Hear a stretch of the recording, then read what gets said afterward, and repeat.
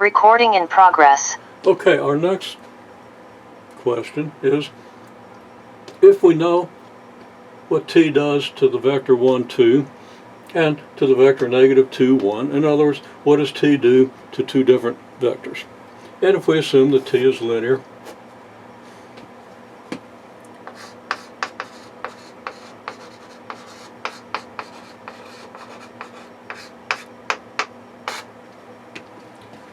then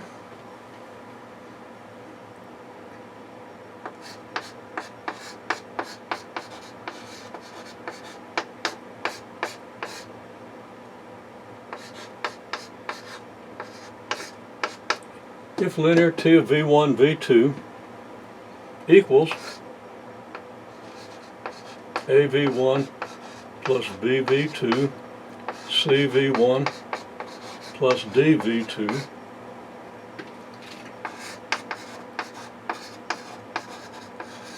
for some v1 and v2. For some, I got to get out of the habit of writing things without thinking ahead to what I want to do next, and writing down something that doesn't make sense. Okay, for some A, B, C, and D. Okay, well, for these conditions,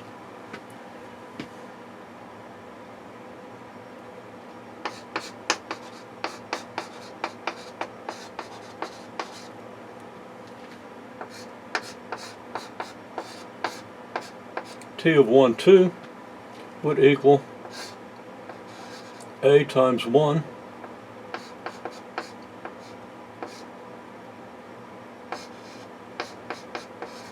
b times 2, and that would equal 3 negative 4, so that a plus 2b has to equal 3 negative 4.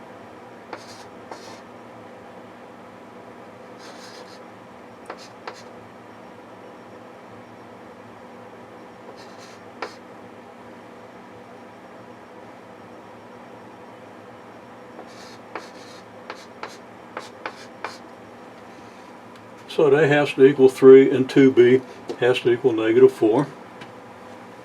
And then t of 3 negative 4 has to equal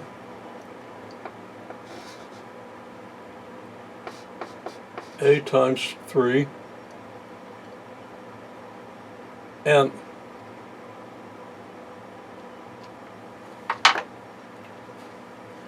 pretend you didn't see me do this. It wasn't making sense as I wrote it down.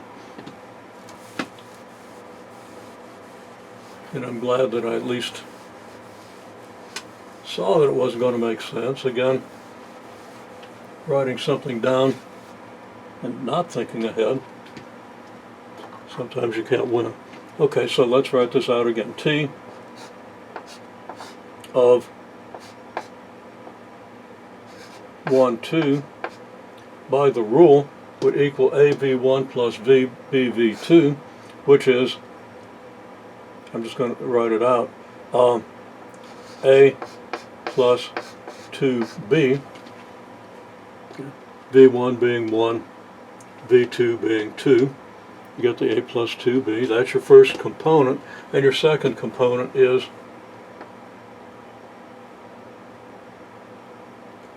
C plus 2D, and of course now that has to equal 3 negative 4,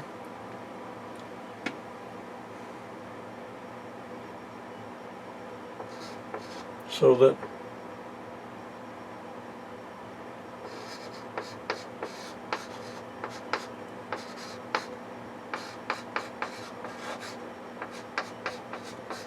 A plus 2B is 3, C plus 2D is negative 4.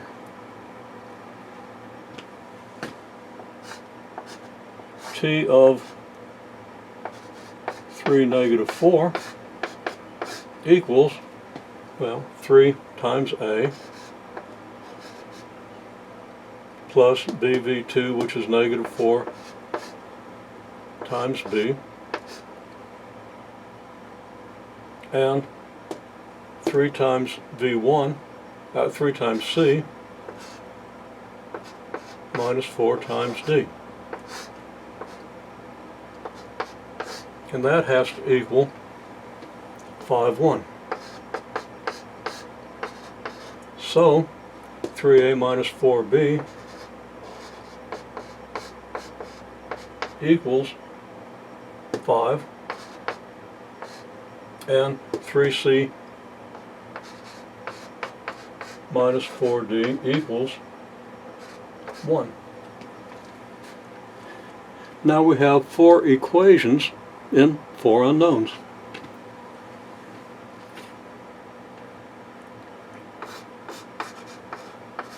So we can write down the 4 equations.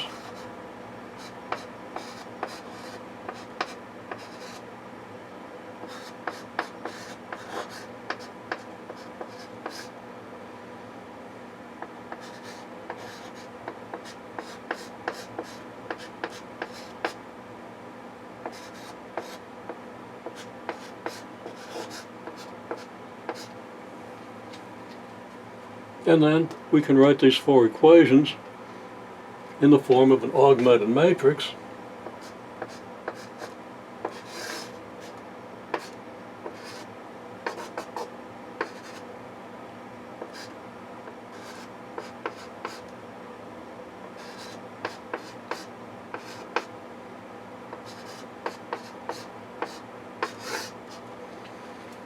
And we note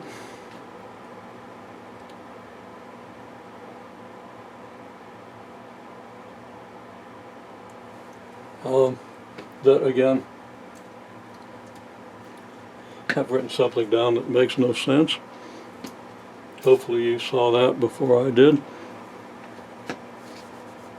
I was going to get an immediate conclusion that if you add the first 2 rows, you get 0, but I was looking at that alignment and wrote it wrong. So let's write it correctly.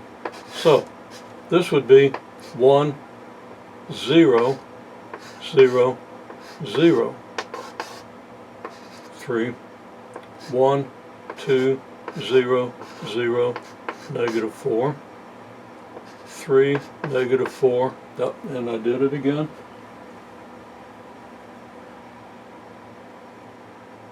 And I'm still not writing it down correctly because I'm just not being careful. Apologies.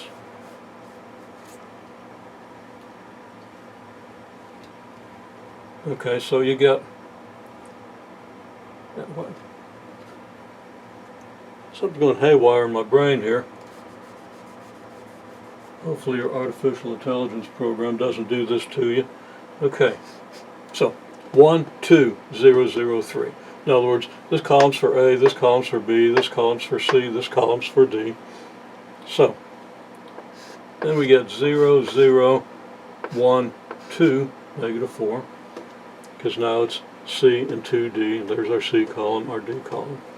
And then we have 3, negative 4, 0, 0, 5, and 0, 0, 3, negative 4, 1, and I finally got it right. Okay. Now this matrix can be reduced. Our first step will be to get this row and this row next to each other. So we're going to have the 1, 2, 0, 0, 3, and the 3, negative 4, 0, 0, 5. And we can see immediately that anything we do, multiplying, and any row operation is going to leave the zeros here.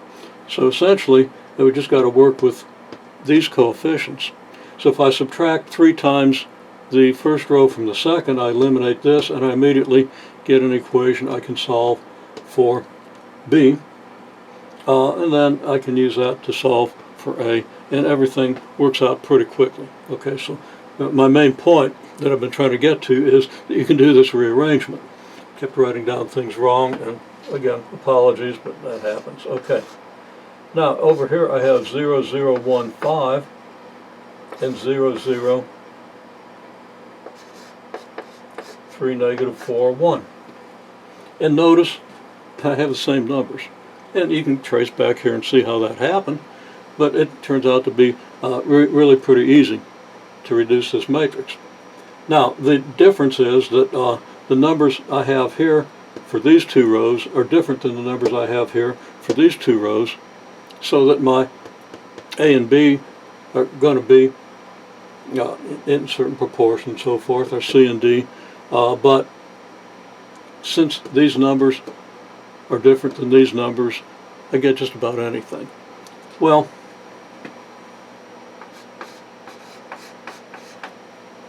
I'm going to leave the rest of it to you, but looking at it, it looks like I'm going to get C equal to negative 6/5, 5/6, and I'm not going to do that in my head because I'm not even sure about the 5/6, but I think that's maybe right.